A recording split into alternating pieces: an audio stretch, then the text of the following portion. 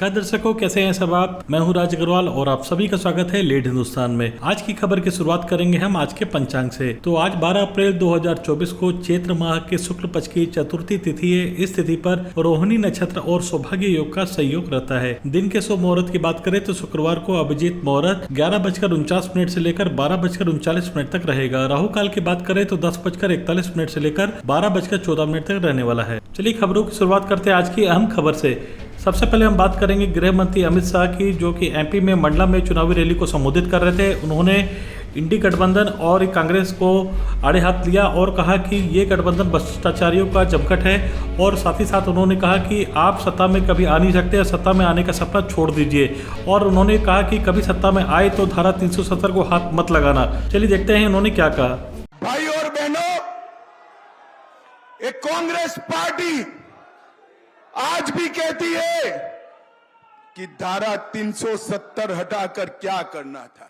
भाई और बहनों, मैं आज कांग्रेस पार्टी को कह देता हूं, सपने में भी आप शासन में नहीं आ सकते, मगर आ भी गए कभी कभार आ भी गए तो धारा 370 को हाथ मत लगाना।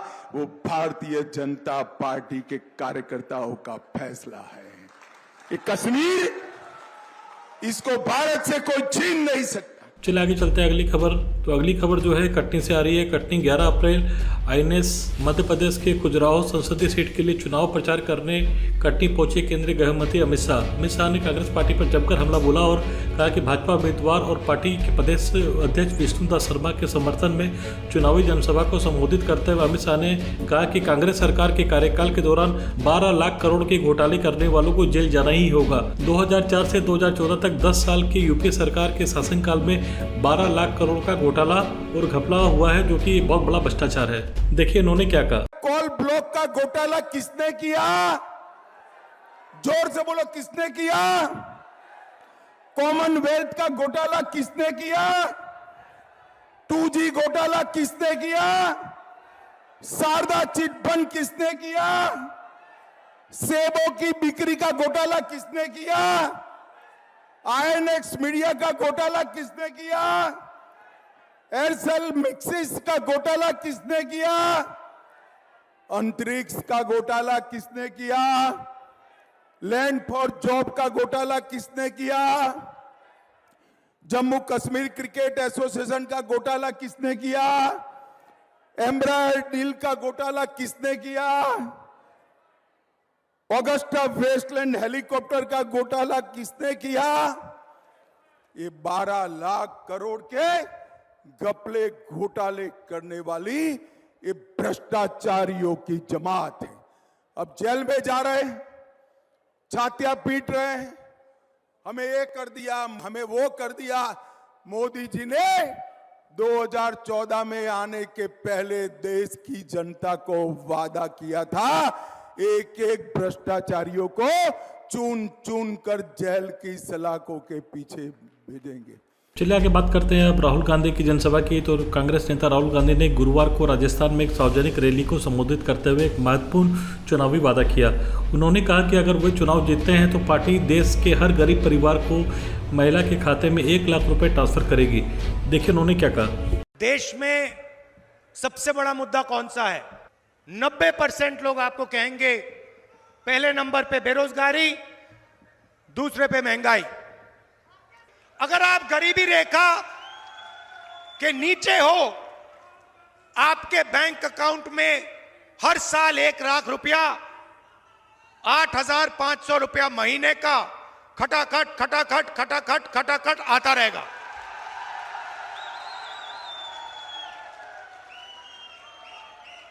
और एक झटके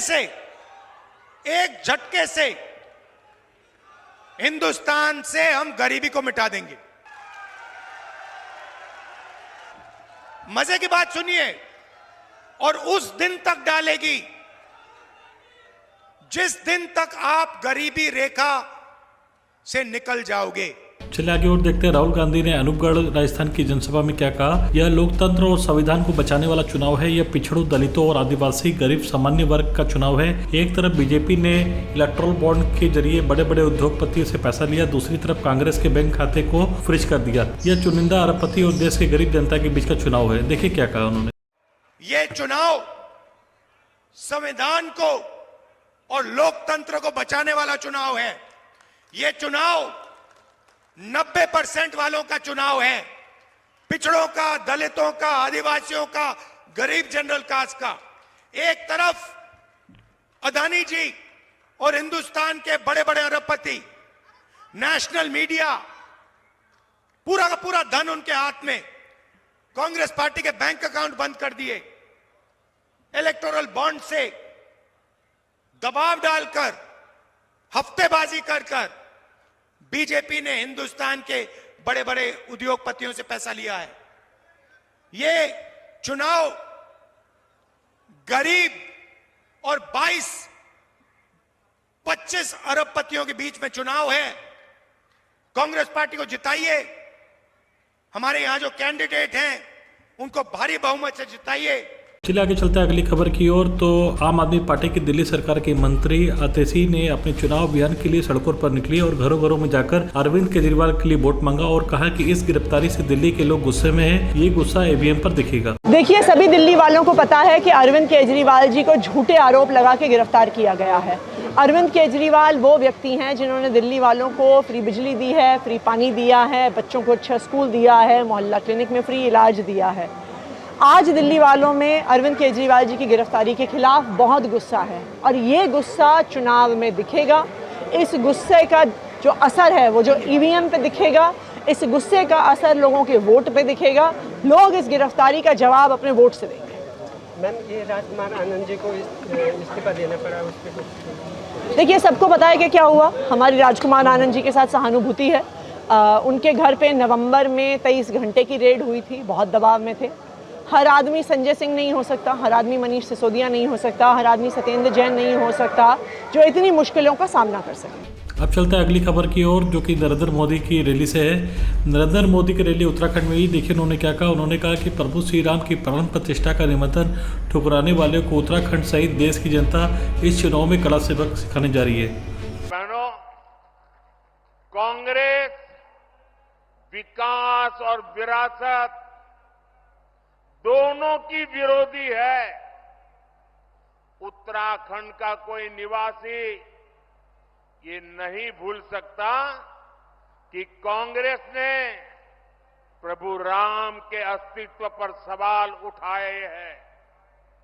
ये कांग्रेस ही है जिसने पहले राम मंदिर का विरोध किया, जितने अड़ंगे डाल सकते थे डाले, अदालत में भी रुकावटें करने की कोशिश की, लेकिन राम मंदिर बनाने वालों ने कांग्रेस के सारे गुना माफ करके उनके घर जाकर के उनको निमंत्रण दिया। लेकिन इनका दिमाग कैसा है पता नहीं, घर जाकर के निमंत्रण दिया गया था, प्रभु राम के प्राण प्रतिष्ठा का अवसर था, उन्होंने उसका भी बहिष्कार कर दिया। और अब तो कांग्रेस ने प्रण लिया है, सार्वजनिक रूप से घोषणा की है कि हिंदू धर्म में जो शक्ति है उसका विनाश करेंगे।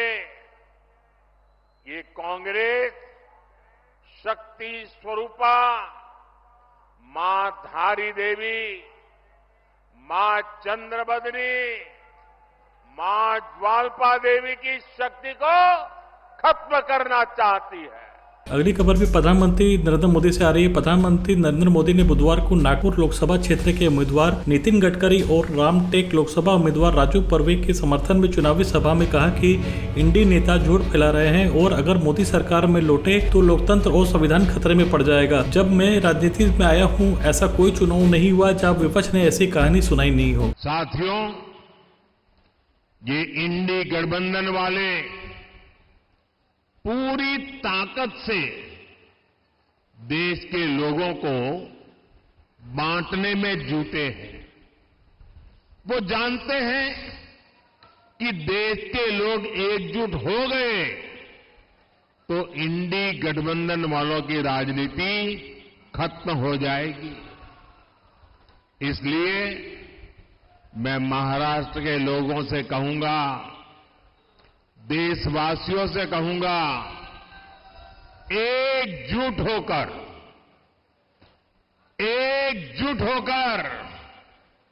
देश के नाम पर वोट दीजिए।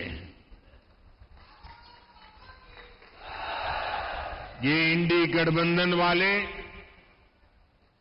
ताकतवर हुए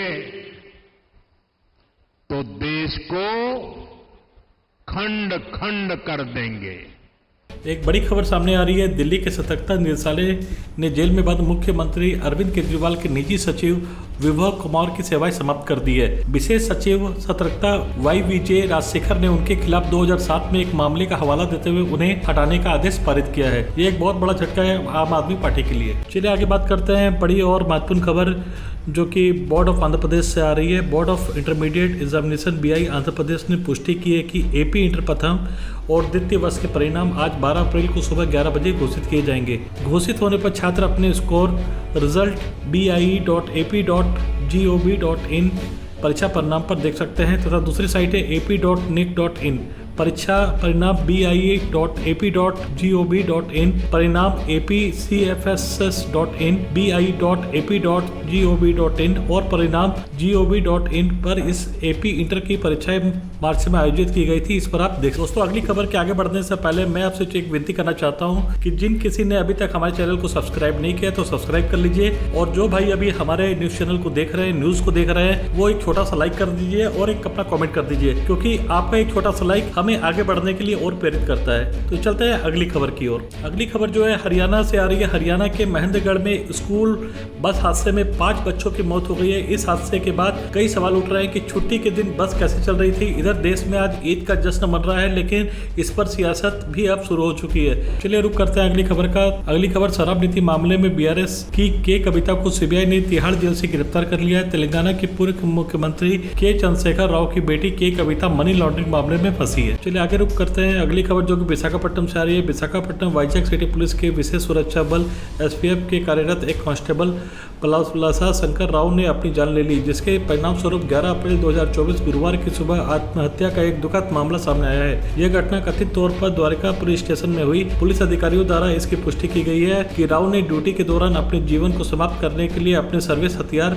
सेल्फ लोडिंग राइफल का इस्तेमाल किया। अधिकारियों ने गोली के प्रवेश और निकास के घाव की पहचान की और देखा कि उसने खुद को दिल पर गोली मार ली थी। अब अगली खबर विशाखापट्टनम से आ रही है। 10 अप्रैल 2024 को वाइजैक अपराध जांच विभाग CID ने 17 ऑनलाइन मामलों में नौकरी घोटालेबाज के रूप में एक पंदुर्ती से जुतादा गांव के 29 वर्षीय व्यक्ति गिन्नी गोपी को गिरफ्तार किया है। गोपी ने तेलंगाना, कर्नाटका, तमिलनाडु में बेरोजगार व्यक्तियों को शिकार बनाया, उन्हें नौकरी की संभावनाओं का लालच दिया और बाद में UPI भुगतान के माध्यम से उन्हें धोखा दिया। अब बात करते हैं अगली खबर जो कि हमारे संवाददाता ध्रुव अग्रवाल के जरिए से आ रही है। कैसिंगा में इस समय नवरात्रि की धूम है और इस अवसर पर श्री अंबाजी मंदिर और गौरी शंकर मंदिर को खासकर अत्यंत सुरुचिर रूप से सजाया गया है। अन्य गतिविधि के अलावा दोनों जगह श्रद्धालुओं के लिए मनोकामना ज्योति, कलश और अखंड ज्योति प्रचलित करने का प्रावधान रखा गया है और साथ ही साथ इस मंदिरों में श्रद्धालुओं के सामान्य भक्तों के अलावा वह राजनीतिज्ञ भी शामिल है जो कि वर्तमान आम चुनाव में लोकसभा अथवा विधानसभा प्रत्याशी के तौर पर मैदान में उतरे हैं एवं माता से अपनी चुनावी वितरणी को पार लगाने की मन्नत मांग रहे हैं। दर्शकों आप देख रहे थे लेड हिंदुस्तान और अगर आपको ये खबरें अच्छी लग रही हो तो हमारे चैनल को सब्सक्राइब कीजिएगा, ज्यादा से ज्यादा लाइक और शेयर कीजिएगा। हम इसी तरह की खबरें आप तक पहुंचाते रहते हैं। धन्यवाद।